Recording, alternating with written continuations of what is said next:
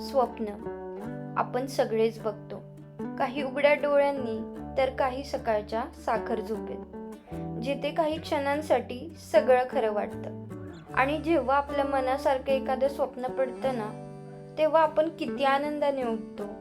काही क्षणांसाठी तरी वाटतं बास, आयुष्य असंच राहिलं तर किती छान होईल.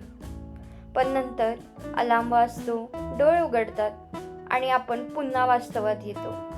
त्या वास्तवात काही स्वप्न खूप महाग असतात, पण तरीही स्वप्न बघणं थांबत नाही. कारण माणूस थकू शकतो, पण मन कधीच स्वप्न बघायचं थांबवत नाही. प्रत्येकाचं एक छोटंसं जग असतं आणि त्या जगात लपलेली काही स्वप्न. कोणाचं स्वप्न असतं ती ड्रीम बाईक घेण्याचं, कोणाचं आईबाबांना पहिल्यांदा कुठेतरी फिरायला घेऊन जाण्याचं, कोणाचं घर घ्यायचं, कोणाचं जग फिरायचं आणि कोणाचं फक्त एकदा तरी विमानात बसायचं. हो, फक्त एकदा.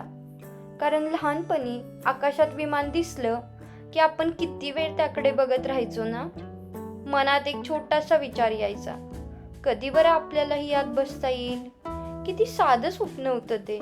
पण मोठं झाल्यावर कळालं, काही लोकांसाठी साध्या गोष्टी सुद्धा किती मोठ्या मोठ्या स्वप्न असतात.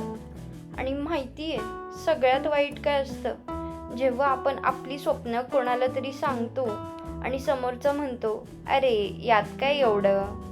कदाचित त्याच्यासाठी ती गोष्ट खूप नॉर्मल असेल, पण कोण ठरवतं कोणाचं स्वप्न मोठं आणि कोणाचं छोटं. ज्याच्याकडे खूप काही आहे त्याच्यासाठी ती गोष्ट साधी असू शकते, पण ज्याने आणि आयुष्यभर फक्त दुरून बघितलेलं असतं ना, त्याच्यासाठी तीच गोष्ट आयुष्यभराची इच्छा असू शकते. आपण स्वतःच्या स्वप्नांना लोकांपासून लपवतो कारण भीती वाटते, जर पूर्ण नाही झालं तर, लोक माझ्यावर हसली तर. पण एक गोष्ट नेहमी लक्षात ठेवा, स्वप्न कधीच छोटी नसतात. ज्या दिवशी एखादं छोटंसं स्वप्न पूर्ण होतं ना, त्या आनंदाला शब्द नसतात.